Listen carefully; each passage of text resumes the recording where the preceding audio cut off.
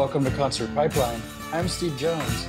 Today on the program we have Susan O'Neill. She has a new album that's coming out called Now in a Minute. That's going to be released on September 13th.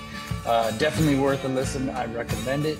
And we talk about that and so much more about her career. We had a really fun chat. It was really enjoyable. So we're going to bring Susan in here now in a minute. But before we do, let me give just a brief update. Next week's episode of Concert Pipeline is going to be a blast. I have Andrew McMahon back on the program for the umpteenth time. I don't know how many times he's been on. He's got to be a frequent guest. You can almost call him a co-host at this point because he's been on so many times. But I had the chance to go up to Seattle this weekend to interview Andrew McMahon and Josh Partington of Something Corporate. So we're going to cover that in the next episode. So much fun. It's going to be, heavily produced episode, a lot of content, along with some of the opening bands playing some songs from them. More to come on that, so stay tuned for that. That's the big news, really, because it was a 24-hour trip. I went up to visit my buddy Jens and to see the show. Ended up getting the interview with Andrew. He's always so kind to do interviews, and we'll cover all the happenings of that in the next episode of Concert Pipeline. So but without further ado, let's go ahead and let's bring Susan O'Neill on the program. Hello. Hey, Susan, how are you doing? How's it going? It's going good. How are things in your neck of the world? Very good. I'm in the west of Ireland, and it's the weather's good, so all is we have a few ripples. I'm going to get in for a surf this evening, so life is pretty good. Nice. You do some surfing, huh? I do, yeah. I'm still on a novice. It takes a long time to get up and going, but I do love it. Yeah. Did you just recently start, or? I started last year, but I suppose it started just a little bit later than last year, but it's one of those things that it could take you 5 years before you even get, I'm up and on the board and stuff, but just we're around a load of reefs, so there's kind of the conditions are continuously changing. Yeah. No, yeah. I get it. Yeah. No, I've never surfed, but I feel like I'd fall off of the board immediately. So I don't think I have the coordination for it. It's just a beautiful, humbling experience, I find. I've tried many times, and one day you go in and everything is just, you can't put a foot wrong, and then you go in and you're basically following seaweed and water, and I like the way it makes you work for it, and that you want to do well one day. It's about just getting in and trying, and it's a very humbling experience, I think. Yeah, for sure. Did a friend get you into it, or you just decided to go out? I mean, I love anything outdoors, so I'm not opposed or anything. I don't think I'd be coordinated. A friend did, yeah. Well, you'd want to know where to go. Want to get a bit of local information where I am. You can go on the beach, but if you want to surf the really nice waves, you'd want to get some help with some locals, and also to try a variety of different boards, because they're kind of like instruments. You really need to find the one that's right for you and your stance and your body. But it is a very well-known surfing spot, so yeah. No, I like it. Yeah. One thing I noticed about a lot of your videos, by the way, you're a big fan of black and white. Is that fair? Yes, I love it. Should we do this interview in black and white? Sure. And is this so this is also it'll be video for YouTube. Yeah, we'll use it on YouTube also. Yeah, I love a black and white. And if that's the case, I'll just make sure the backdrop. I'm never sure. Sometimes it's actually just the audio. So black and white would be great. Love it. I've never done it, but I just seeing your style and your feel, and I figured I'd ask. So could be cool. Like that. Yeah, yeah. Okay, so let's start kind of at the beginning a little bit. So tell me, little, what was the feel, musically growing up? Like, were your parents into music, and like, what were you listening to as a child? I was listening to a lot of classical music because of my mum.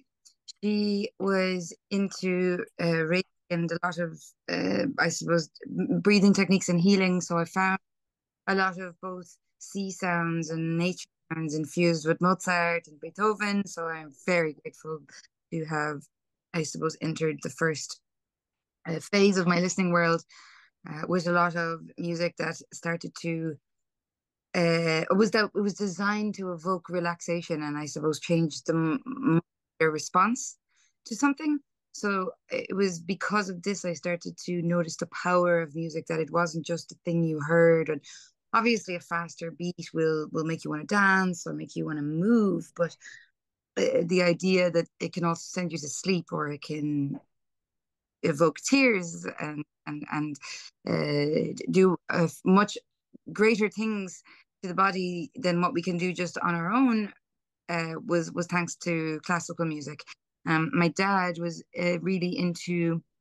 He liked kind of brass sections. He really loved Madness, and he also loved the Beatles. So from him and the records that I wasn't allowed to touch, but from time to time I could just throw my ears on them.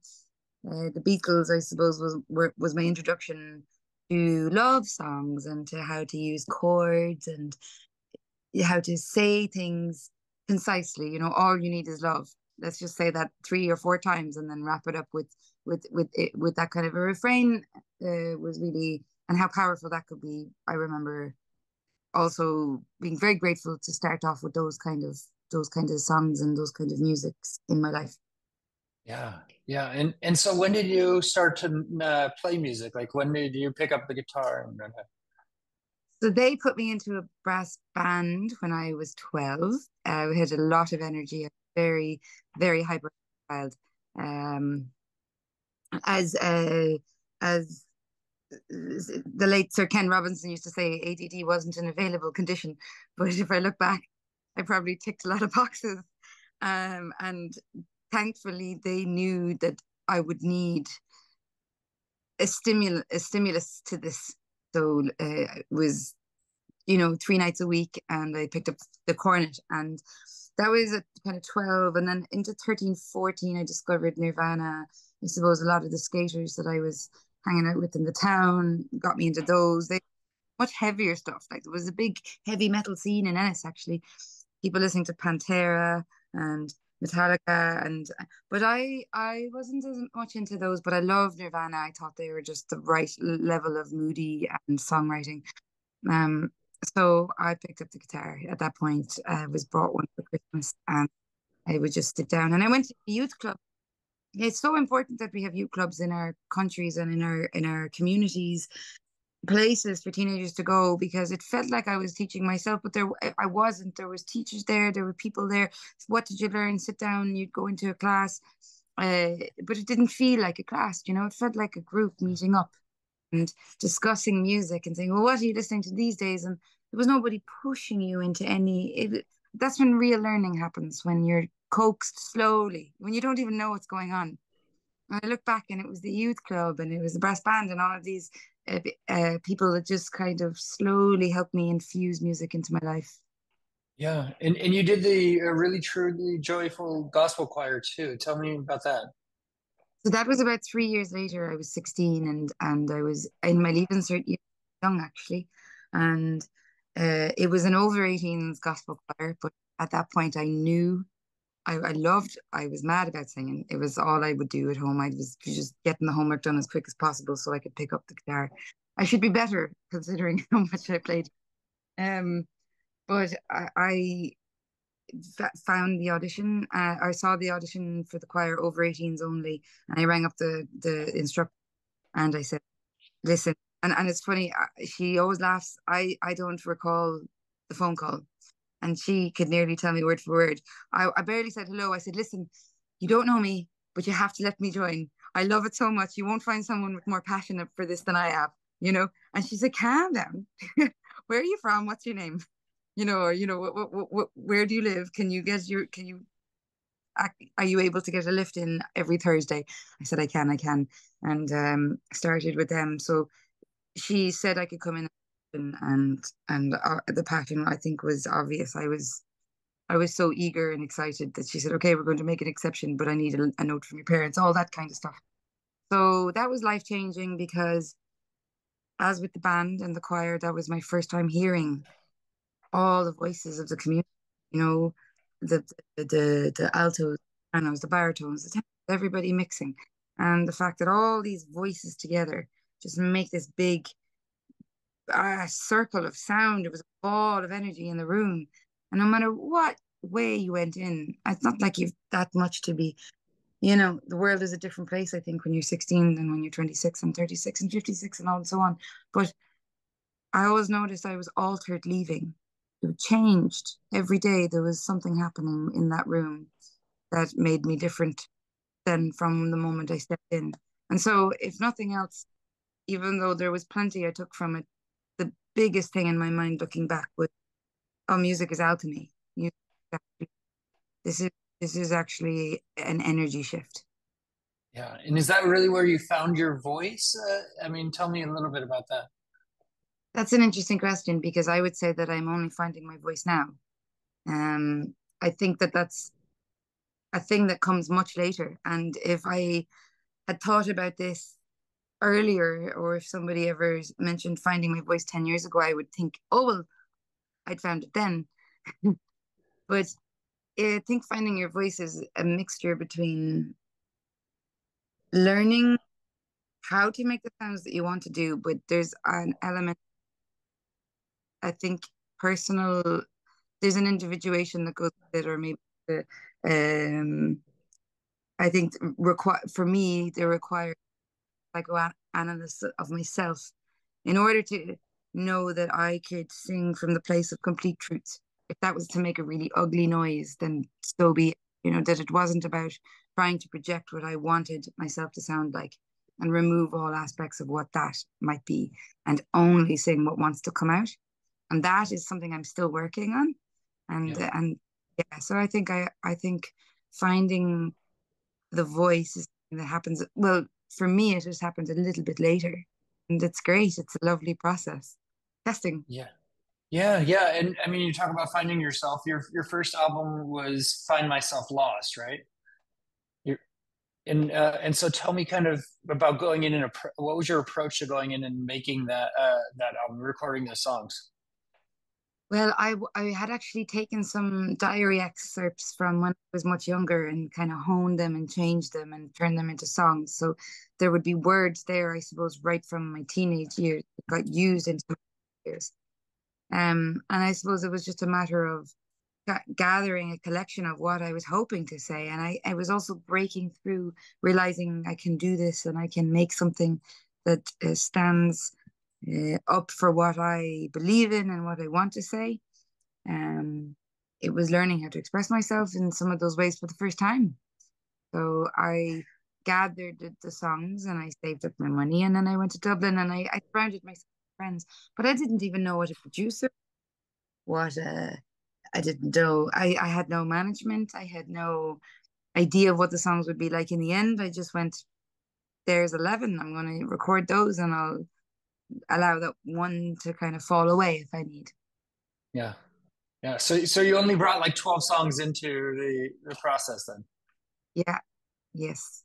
Wow. Okay. At this time, there's a 8 songs or 20 songs, and they all get. Everything, there's room for everything in the new album for sure.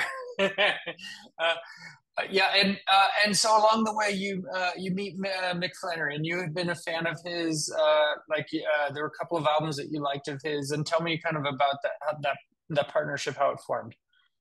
Yes, well, I suppose I knew Mick from the Irish scene because I always thought his songwriting was. I thought he was one of the just. He has a beautiful phrase, and he has a lovely way of saying something, uh, both in a very deep and meaningful way, but it also sounds conversational sometimes. But it can also be clever without seeming like it's. so, which is a very difficult thing to achieve. And we had a mutual manager years later. I started working with management, and Sheena Keane had asked if I would do some opening shows for Mick. So I did, and she heard Mick kindly offers. At that time, he said, "Do you want to jump up and sing a song with us at the end, and you could join the band?"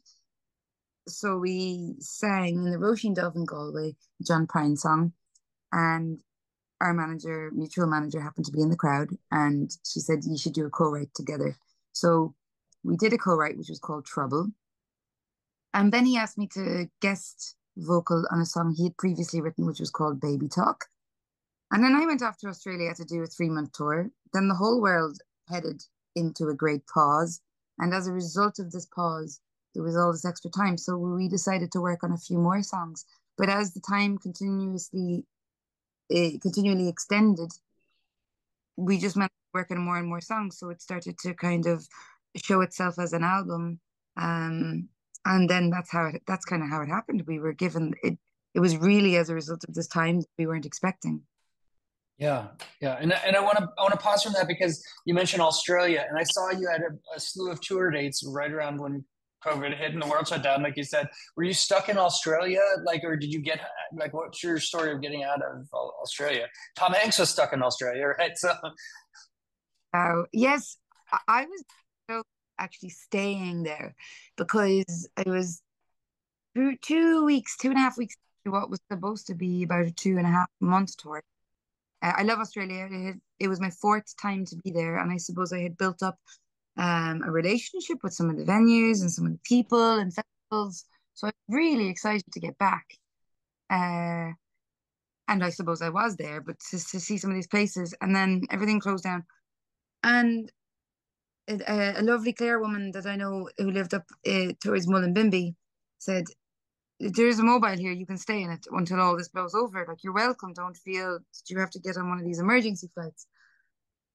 And I said, "Geez, that's very appealing, actually. Think of the songs I'd write after that time." But I started to think about it, and I went, "I don't know how serious this is," because I went down and watched the news, and everything was being blocked out. Red marks all over. Italy had taken a hard hit. I heard that some of the first cases in Ireland landed in Ennis, which is actually very close to where I live, and it's just on the west coast. And it just all started to feel, oh God, my family are there. They might need support. But the big hit home, of course, was the family. But I started to also think of the fact I don't know the berries on the trees. I couldn't pick. At least I could make nettle tea, or I could, pick berries in September, or I could, know how to fend for myself. It really went back to a very primal way of thinking. I thought, if the shops and if the food production, the food line collapses here, I don't know what I'm eating in Australia. yeah, But I Ireland. So it kind of went to that. Honestly, it was so weird. And of course, family being the first one, but then this being a practical thing, I said, I've got to go home. And the first thing I did when I went home was I did my isolation, and I went straight out into the back garden, and I started planting. I started planting vegetables. Yeah, that's that was my awesome. yeah. It was good to get with putting a potato on the ground.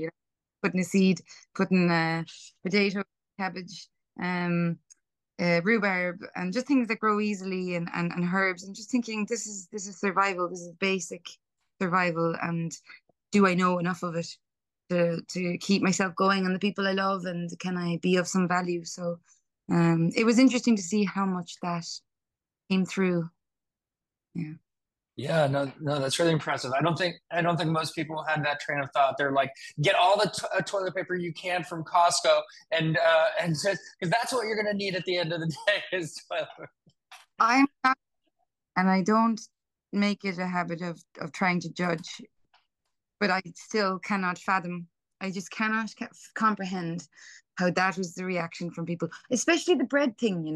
Yeah, It's not really, it isn't, and it's hard to make good bread, but it's not hard to make basic bread. And toilet paper is just like no one in the history of the world has ever not managed to get by one way or another. Um, without it. And I'm sure most people, grim and all as the conversation might be, have had the experience where they might have run out. Funny that that's where we went, and I think that we need to take a good long hard look at that actually as humanity unfolds over the next couple of years. I think that actual those reactions need looking at. But look, Yeah. that's Need more of a sustainable kind of end of days approach of planting and really knowing what you'll need to survive, right? Yeah, prior what our priorities really are, yeah, and how to maintain them. It's interesting to see what we do when we panic, and I find the human condition is ever the thing that musicians look at. It's often the poets, the shanachis, the storytellers, the the deep thinkers, the philosophers, the artists. They're the ones that are looking not at just nature, but human condition within nature, and I think that it's a responsibility if you think that way to kind of to honor it and to follow it, because we're very, very busy being told what we are and what we ought to think now at the moment. Marketing and media have taken a new level. They're continuously bettering how they target people down to the psychology of color and how a color will react and what colors we trust and what colors will deter us. And I think and sound and the music and the type of words used. And I think it's very important for us to tune back to our priorities and where they come from. yeah, for sure. Um, yeah. So back to working with Mick, you made In the Game, and that was And and we could talk about that all day, but so this is kind of a story of a couple of musician characters that are intertwined, and it was produced by Tony Bushin, right? So tell me about working with Tony and kind of what he brought to the album. oh, Tony was brilliant. Again, first time working with a producer. Well, I worked actually with Tony on one other thing as well. But um, first of all, Tony looks at what you are doing and just knows how to fill it in. He will put he will encompass the project and fill it with what is necessary, rather than trying to shape it from the get-go. And also he had to work in a very difficult situation because again, a lot of this is happening remotely. So we were recording parts in Christian Best's studio in Middleton and then sending them to Tony. And then Tony was having parts put in later on the fiddles or he was getting the quartet that he knew to kind of fill in parts. I was living in a mobile on the west of Ireland, in Milltown Malbay. It was in October, and I was doing trumpet lines in one of the rooms. I had the whole thing to myself, the whole big mobile to myself. But I turned the mattresses up on the side, and I was just playing the trumpet to deaden the sound. But I had no internet, so I had to go to the local hotel where the manager. I knew them, I was familiar with them, and they said no problem. So logging onto the internet to send these files over so it was all just so kind of unusual at the time. And then I would wait to hear the next day, and he would say, "Oh, those ones are great. Can you just redo these ones and maybe put in these notes and that notes?" So it was all over the course of a couple of days, rather than the immediacy of being in a studio and just someone saying, "Play a B instead of a G." Um, so that was fun, and I also enjoyed the slowness of just waiting for the rain to stop, because obviously rain isn't ideal while you're trying to record these trumpet lines, but we would record, and sometimes the storm would come through, and because it's Ireland, all right, so we're getting a lot of wind and rain, and neither of them are working out very well for a very thin kind of mobile wall. But I loved that, and Tony worked with it so seamlessly. He's like, love this, love where it's being done. Let's go. That's going to put the vibe in. He was great for giving instructions, and we would have the chat about what maybe each of us wanted from the song. first and where we would like to bring it. And then he would go and think about that. And then we'd listen through a demo and then we would speak about exactly what we're going to do. So it was a cool process. Very. Yeah. And you wrote separately also with Mick, right? You wrote you had to do that because of COVID too. So. Oh yes, actually. So this is true. I'm. So it's a bit of a nomadic story. Before that, I suppose I was in Doolin. I was in this residency. They very kindly, because the hotel was closed, let me stay there for a while. I was again supposed to be in Australia, so I came back, and my life was in boxes. And they let me stay there, and so I would do Zoom calls with Mick as we got some of the songs together. Some of them were co-writes, some he had previously written. I think two of them I had the words down to, and Mick might just help me tweak a word here and there.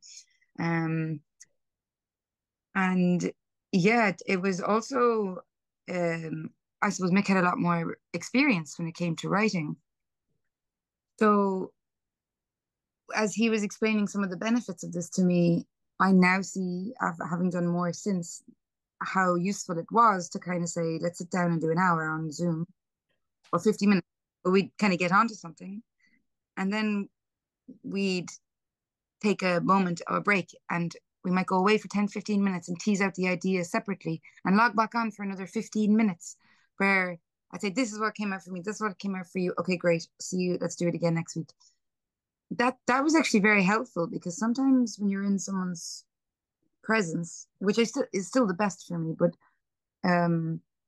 there is this kind of need to kind of keep it moving, whereas sometimes you can both follow separate threads, very really immerse yourself in the thread that's opening up to you and then link back in. It's the same as going into two separate rooms for a while, I suppose. So that was a very interesting and useful thing to do with the remote aspect of it. Yeah. And do you think you both were just very in tune with what you wanted this album to be from both of your perspectives? I think so, because he had explained the narrative and the idea of the two characters beforehand. So I kind of understood who she was and what she was about and what she was singing about and where she was from. And then having, I suppose, done a lot of different touring around with Irish musicians and different years, I felt that I could wear the face of this person and have it separate to me. You know, I could infuse part of my experience, but it didn't need to be from me. And that was the first time where I could just wear this new hat and think of it like theater. Also, when he had sent me the Baby Talk recording, I listened to just the drums and the bass and the guitar, and I went, oh man, this is so good. I love this sound. So I think that we had similar tastes to begin with, you know, before anything, I had nothing to do. He had done that with Tony when he had been in LA previously. So there was already an appreciation for a similar style and genre, I think. Yeah, yeah. And you've played a lot of shows with Mick Live as well. Tell me, how do these songs translate live for you? How does it come out in the live process? They really work very well. I think that people really listen to the lyrics and give it the time. And because they're so vulnerable and in some cases they're very delicate songs, I was blown away by the space that people afforded us and allowed us on the stage to express them. You know, it was a beautiful support. Uh, Also, we did it as a two-piece. We also joined Mick's band, who played with for maybe 15 years or more.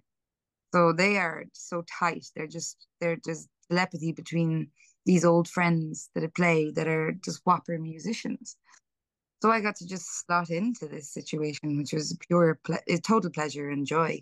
And as we brought those to life together, those musicians, Alan Comerford, Mikey O'Connell, Christian Best, and an extended band, Matthew Barrell. But they were all, and Yvonne Daly, of course, and Cass. He has this whole network of musicians that he's played with for years and years, but they know how to just, you know, you're given a tiny bit more, a little percentage more, and they're right behind you. You don't even need to think about being supported. Like you are being lifted. there's a moment, they'll just fall. The music's always doing this and listening. They're listening with their heart and playing with the same with the same intent. And that's where good stuff comes from, I think. Yeah, yeah, for sure.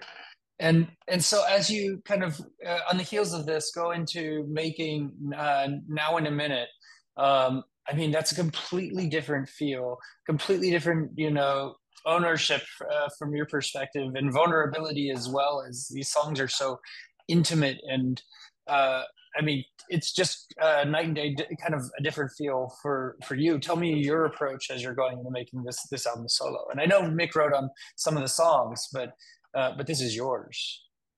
Yes, so it's funny. So so now in a minute was supposed to, then having learned how good Tony was to work with, it was my intention to go to LA and to jam with him and bring these songs to life. I was in the car on my way up to Dublin, just about to get on a flight to go to LA. I was about to spend 10 days there. And then I get a text result from the test that I had gotten, COVID test. Oh no! And you can't go. How does Zoom sound? Kind of great. So I had to turn around and come back to Claire and Tony. So we had already booked the studio, we booked everything. So Tony rings me. He said, "Okay, we can still do this remotely." So this for the second time, I had to do this remote situation. But the difference was, I suppose, with the album and Mick's album, he had his friends and his band he had known for a long time, whereas Tony was instructing these brand new musicians that I was to go over and meet. So I was at home and obviously not fully, not 100%, but working. And Tony rings me, said, "You should be here, but we're going to get through this. We're going to do this." So it was amazing. Again, he just was so accommodating. And what we managed to pull out with the songs, but it was all remote and not expecting to be that way. But so the sound of it was slightly different again, the way it came through. But in the writing, and again, yes, Mick joined in on a couple of songs here and there. He wrote on the chorus for Meet Me in the Silence, which was ended up being one of my favorites. And Now You See It.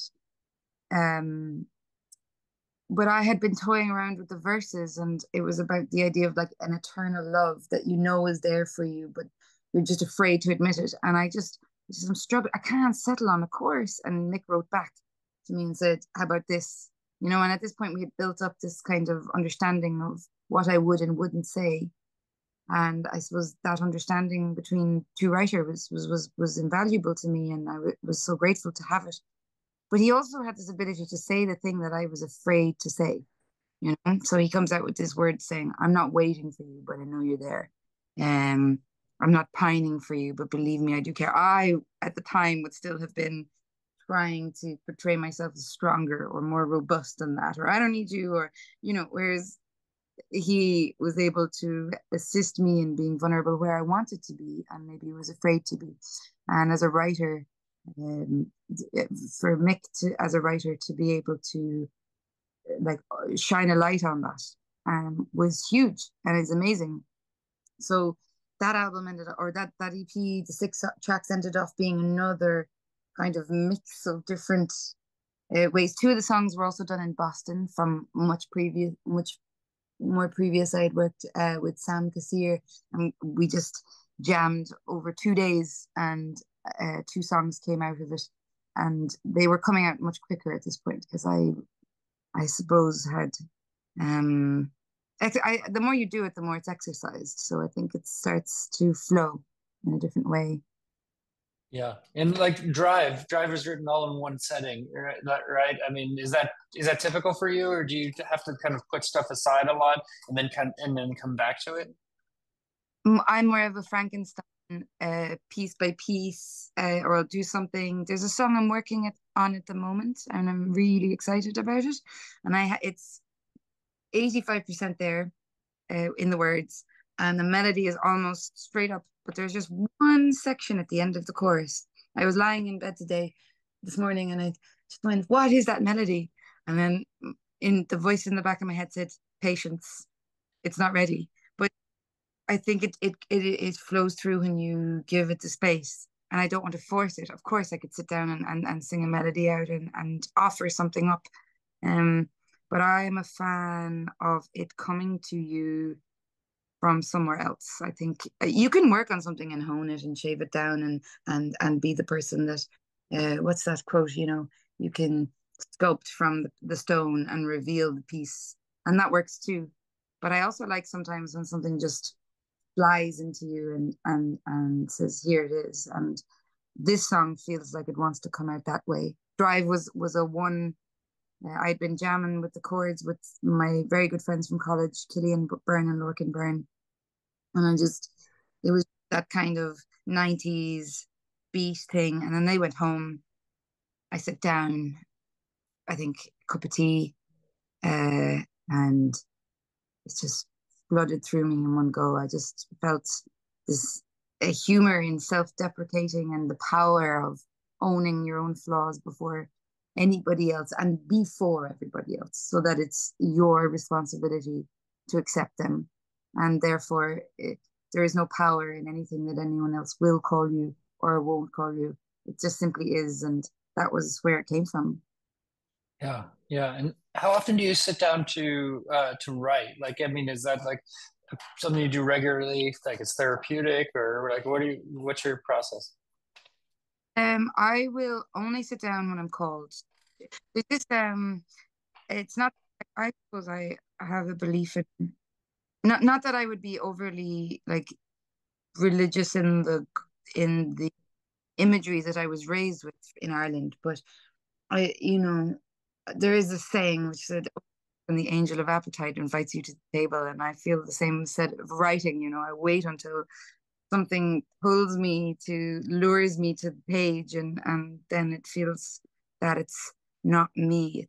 It's borrowed, and it's something else. Yeah, come from somewhere.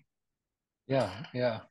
And so, just one other question on Now in a Minute. Like I read in an article that you shared. Was it called Now in a Moment at one point, or did they have the title wrong? No, I think that might have been a misspelling. It was always now in a minute, and yeah, it was always now in a minute. Okay, okay, gotcha. It's just I saw that and I was like, wait, I thought it was anyway. And so yeah, anyway.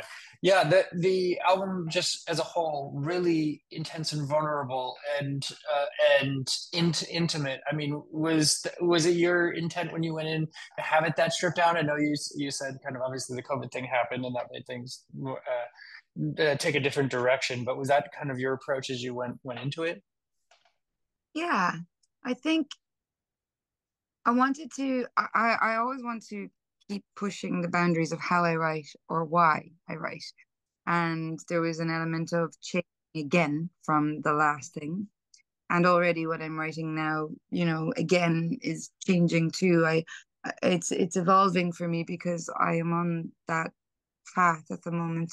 Um, I wanted to own things that were maybe a little more ugly, emotions that are maybe deemed as slightly ugly, or maybe society doesn't value the honesty. There's still around mental health. You can go into a doctor no problem and talk about a pain in your arm or weird things, but yet still, I think with mental health in Ireland, even if prevention or upkeep, we're just not really sure how to deal with it. And I wanted to bring an element of that in. I wanted to bring in an element of the otherness of what I ask around life and death and what happens. Will we ever not? I don't know, but it's nice to ask the questions. And um, so those things were definitely important as themes for me. Yeah, yeah. Um, you've had some great support for your music that I think has probably helped lift you up a bit. Phoebe Bridgers, Bono from U2, also. I mean, tell me kind of just seeing that support and what it's meant to you. It obviously means a lot. it means a lot to receive any support from anybody, whoever listens. Genuinely, I feel the very same when I meet somebody on the side of the street that might say, for someone down like on the local corner here, and they might say, "Geez, I heard your song the other day. I was driving home. I was in a terrible mood, and it made me feel this, or it helped me to remember this, or it reminded me." And that for me is everything. And it means the exact same as who might be recognized on a world platform. I think seeing it put into practice, just knowing that you help, or that you've done something for yourself and for others, that's when music is really working. And but on another point, I suppose a couple of years ago, I came from a Stoic point of view. I became very interested in Marcus Aurelius and his way of thinking, and of, if you put too much weight, or love into, or excitement, and allow yourself to be lifted too much by when someone tells you that you've done really well, then you are setting yourself up to feel like shite when they tell you didn't. And so from that regard, I'm always very grateful to see support, but I try now to only and mostly take my validation from how it has made me feel, or how it has impacted directly in doing what feels good to me. So those things I feel are very important to always be aware of as well. I try not to let myself get too excited about certain things in that regard. Again, huge gratitude. But I don't want to ever let those things allow me to feel too much. Does that make Yeah. sense? No, that's a great perspective. I mean, it's not putting things too high on a pedestal or anything along those lines, and keeping it equal. I mean, like you mentioned, people on the street. I mean, those are the people that are going to go to your shows and support your music and that sort of thing as well. Their voice is just as important, right? Yeah, and it's to what level? Because if somebody tweets something and says, "Listen to this music, it's really good," and and that might put more bums on seats, or that might sell more tickets, and the exposure is amazing. Is that equal to somebody who was feeling a severe bout of depression and felt that you helped them cry for the first time in years, or maybe leave the house that day? And I cannot ever feel that value system could ever be, it just can't be weighed. It can't be balanced or considered. It's just quite simply all the same on some spectrum. Yeah, yeah, no, for sure. Um, Important as well, I think. yeah. There's one project that you did that I thought was really interesting, and I want you to tell me about it. The space between, a project you did kind of during COVID. Tell me about that and how it came about. For asking, because this project is very close to my heart. Yeah. uh, I it was a kind of concept that I had. I used to do. I did a bit of work with the Waterford Healing Arts Trust years ago. Lee Merriman and the Waterford Healing Arts Trust used to bring. First of all, Lee Merriman trained us in the different awarenesses around energy, and they would bring music to the bedside patients of long-term patients in hospitals. And then since then, there's another group that I do a bit of work with called Medical Notes, and even over COVID, they would nursing homes and to all different types of settings actually. Um, but particularly with the hospitals years ago when I started working, it was some of the patients were nonverbal, so we had to really hold an eye contact, and you have to learn what level do they want to be seen, or how close can you come, how far away, and that is a feeling in the body that you have to learn to trust. And then you're delivering and you're gifting. This was the beautiful thing. You gift a song. You don't sing at or for somebody. You're gifting a song to the room and to the place. And it's as much for the nurses as it is for the patients. But we were asked to journal about this all the time. And I just started to notice how profoundly shifted I felt at the end. Everything was tilted. I would come out and think, I feel I want to laugh and cry at the same time.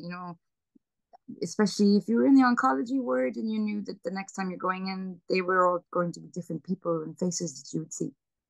So um, I realized how important eye contact is. And in Ireland, I live, I'm close to a coastal town, but also close to a lot of rural areas. So eye contact is everything in the winter. Geez, it'd be dark by 4:30 in the day and still dark at 9 o'clock. So you're going out, you're picking up your loaf of bread, whatever you're having for your dinner. And like a bit of eye contact from someone in the shop is the difference of feeling connected to the world. So um, that always stayed with me. And I was teasing this through with my manager, Sheena Keane, again, who has her finger in the many different areas of the industries. She's very aware of like both music and theater and workshops. And so she said, I like this. We're going to do something here.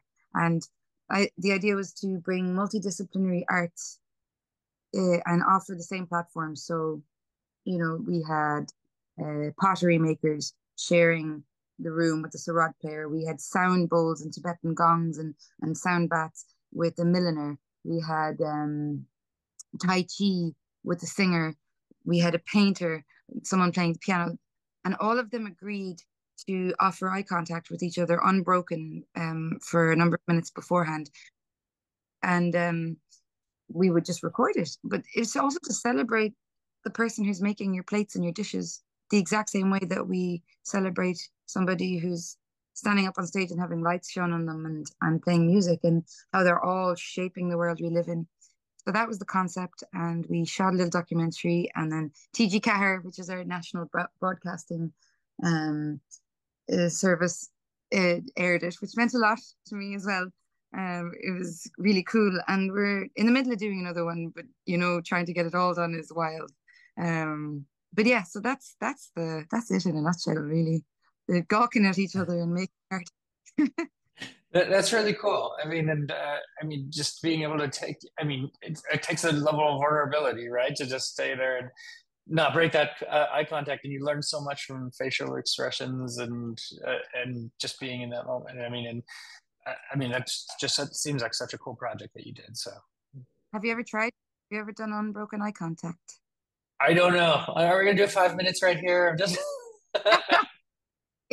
we could same until you have someone with you, but I would highly recommend with a friend or a family or partner, anybody that you feel that might be interested to see what happens, because really unusual things happen. Most people say they're nervous and it's awkward, but that after kind of 2 or 3 minutes, the barrier kind of breaks down, and then you realize, oh, this is okay.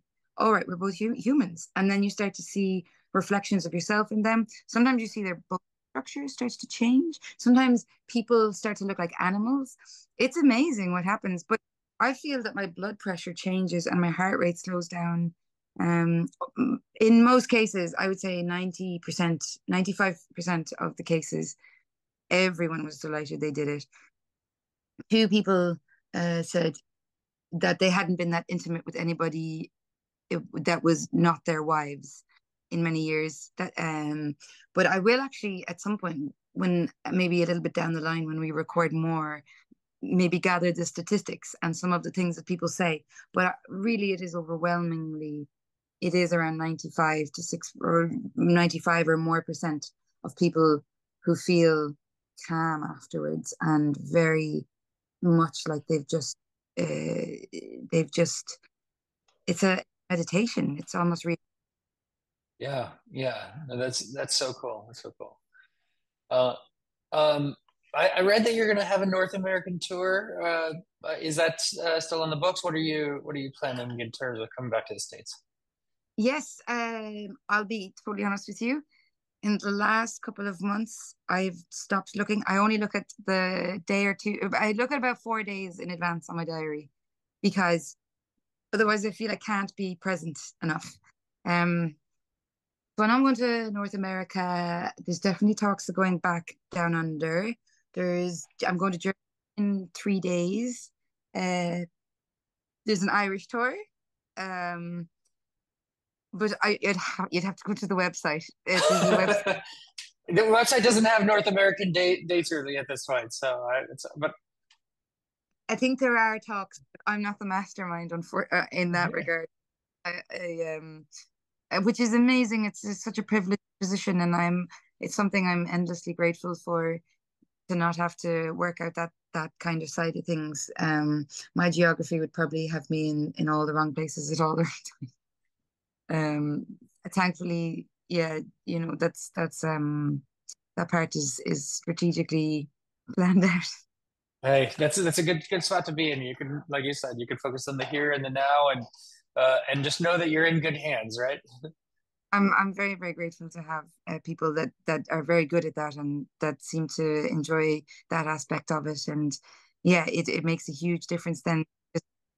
I think of how to deliver the best gig, and the faces I'm looking at, and how to serve with music um rather than the logistical stuff, which I was never very good at, really. If I had to stay doing that, I'd have geez, I don't know if I'd have been able. That's not my forte. You don't have to be good at everything. Be good at the songwriting, the singing, the music making. Leave the business to your team. So it's good. Um, as we wind out, let's wind out on something really fun. Paragliding in Switzerland. Tell me about that experience. Oh, that's so gas. Yes, I was in Zermatt Unplugged. Is it maybe 2 months ago now? Um, what a beautiful spot. I'd never been there. The Matterhorn is just this looming, huge presence. I love mountain energy as well. Living beside very old ones here, they are more like glorified hills, beautiful ones, but they're not hard to climb. Or um, but when we arrived in the town with the band, they were all paragliding overhead, and I just thought, I feel that seems like something I should do. And I text, and I am definitely a big fan of being spontaneous when the gut says to do something, whether it makes sense or not. And I text, they said they were booked up for months and months and months on the website, and I texted, said I'm really on the off chance we have a cancellation. I'm in town for 3 days. I'd love to do it. And they said, yeah, last spot on right before the weekend is available, literally 3:45. I thought I was booking a 3,200 foot one, but it was actually 10,000 foot jump. Um, funny, I'm not an adrenaline junkie. I am a little bit athletic in the sense that I'll go out, but running off the side of a mountain, just kind of a plastic paper that's actually flat on the thing, Yeah. our thing doesn't catch it or anything. It requires a lot of trust, actually. There's a leap of faith, quite literally involved. Yeah, yeah. It's weird to shut that piece off in your brain, right? Like, I mean, I've never done that, but I've like there's like the Sears Tower in Chicago or something, the tallest building in Chicago. Like, there's a place you could step out onto a clear bottom, and your brain doesn't want you to do that. Or like in the Grand Canyon, I walked out and I'm like holding onto the side, even though you're not going to fall, but you're like, you can see below you, and it doesn't feel natural. Like your brain should be letting you do this, right? I think I'm going, Jesus, if I was meant to fly, I'd be built with wings. Yes. You know, yeah, it's so true. Everything turns to jelly. All the natural things are kind of asking for you to turn back. But I think the buzz from maybe I'm going to say getting away with it, because you're up there at 10,000 feet. I'm not dead somehow. And it comes, but there's a fearlessness, I think, that, or there's something else that happens, and I think it's the overcoming that is very important. I feel, for me as an adventurous person, to keep doing that. They do say do something that scares you every 10 days. I definitely don't do something every 10 days, but happy to throw it in when I can. And I just felt fearless. I came home and I was so naturally high for about a week or two later that I could not possibly meet anything that was going to shock or uh, change my perspective for a long time. I suppose it's the same kind of thing cold water swimming does. You shock your body when you jump and you plunge to ice cold water, and you come out, and then you've spiked all of those cortisol levels. So nothing's really going to shake you throughout the day. Something happens and you think, okay, how am I gonna deal with this? And you just do. And I feel that that's, I just got a giant shot of whatever that was. It was amazing. Yeah, I highly recommend for everyone. I also took a video while I was up there. I tried to kind of be in the moment, but I did turn the camera on my face. I asked the guy, I said, I've a few new music videos coming out and I'm actually doing it all on my phone just to be personal about it. And I'm putting them all in black and white. Would you mind if I took the phone out and did absolutely work away? He was sound as a pound. And so I took a bit of a video, so that'll come out yet. What do you have a song planned for what that'll be in? I think it's going to go in a song called Everyone's Blind, which is on the album. Yeah, yeah, I like it. I like it. Well, good on you for for stepping way outside of that comfort zone and soaring when you didn't have wings, right? So yes, uh, yeah. And Susan, yeah, I want to thank you for taking the time today to chat. It was great hearing your story, and the new album is really, like I said, just really impactful. And I mean, it has a strong punch to it. I love it, and I wish you luck with the release of it. Thank you so much. Lovely to chat with you. Lovely for you as well. And I hope you have a great rest of your day. Okay. Thank you. Bye. That was the interview with Susan O'Neill here on Concert Pipeline. And that takes us to the final segment on the program, the music news.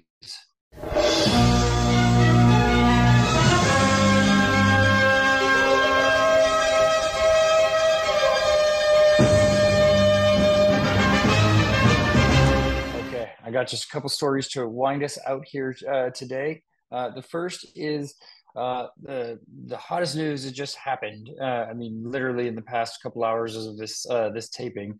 But Joe Biden dropped out of the 2024 presidential race. Not really a music news topic necessarily, but huge in terms of the future of the presidential race. What's going to happen there? Between whoever represents the Democratic Party and Donald Trump, and a lot of musicians have reacted to Joe Biden dropping out of the race. So let's see some of the comments that are kind of out there right now. Barbara Streisand just said, Joe Biden will go down in history as a man who accomplished significant achievements in his 4-year term. We should be grateful for his upholding of our democracy. Cardi B says, let's go.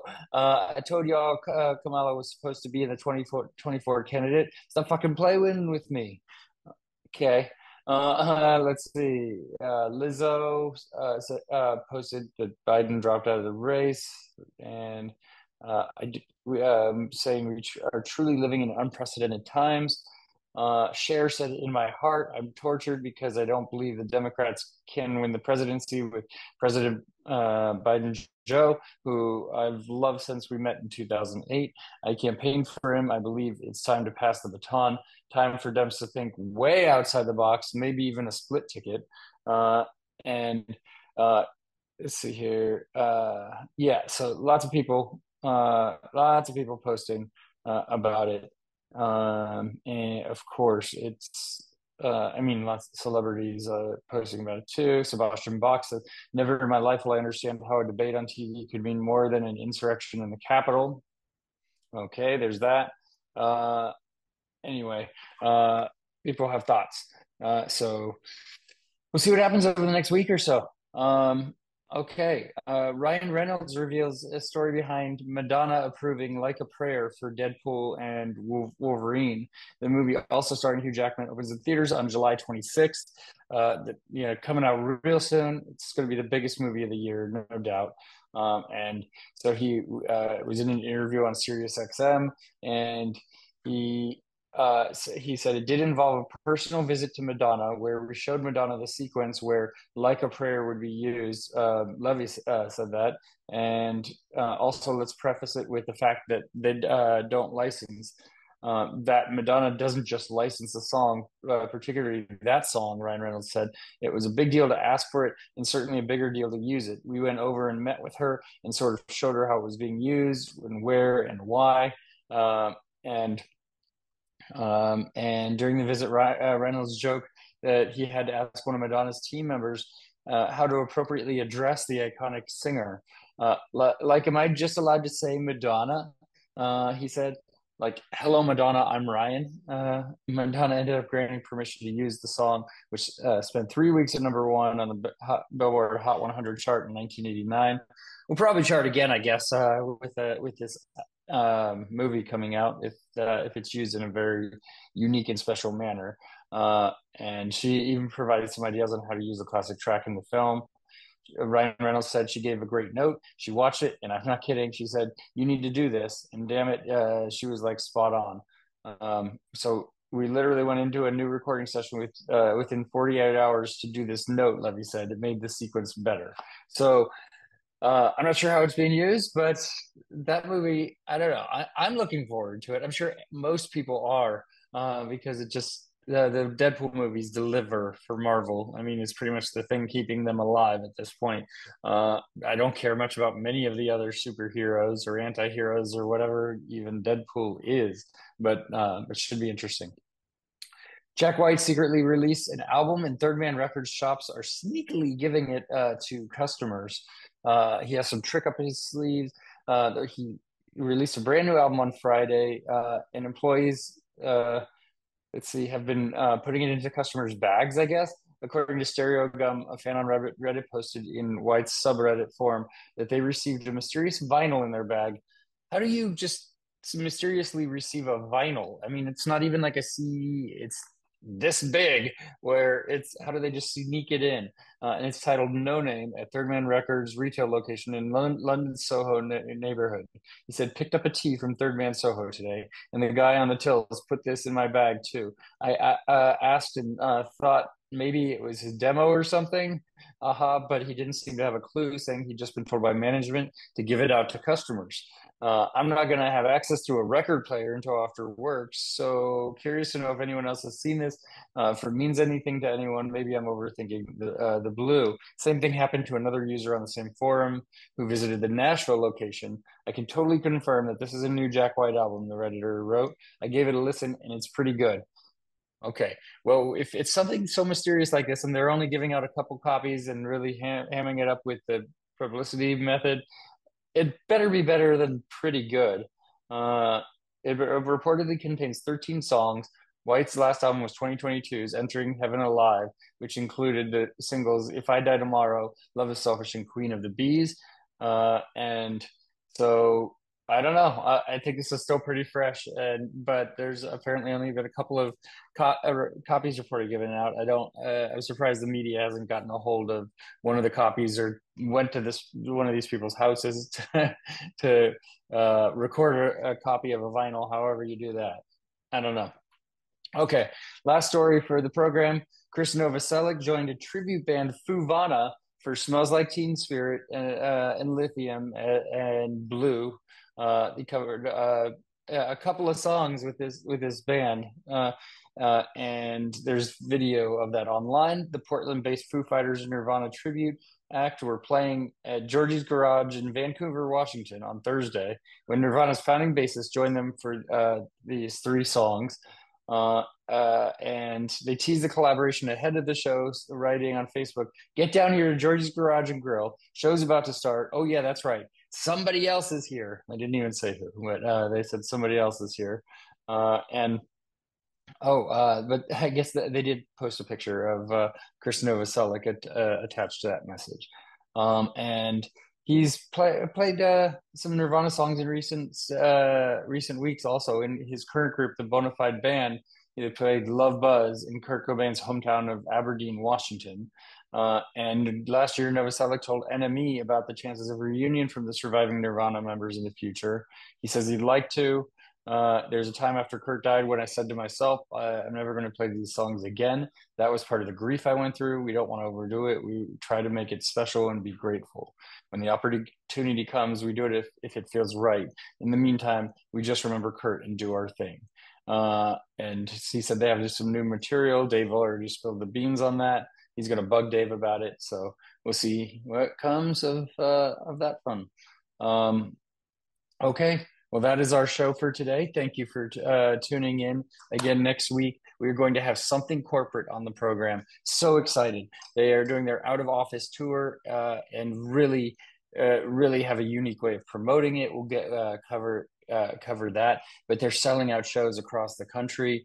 And these two shows just this past weekend in Portland and Seattle were added late to the game, as thank you to fans in those areas.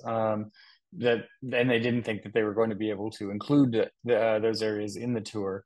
And I didn't want to wait until October to see something corporate when they come to San Francisco. So I was like, okay, let's do this thing. Went to Seattle, and I'm going to have a great show. So for all of us here at Concert Pipeline, I'm Steve Jones. We'll catch you next time.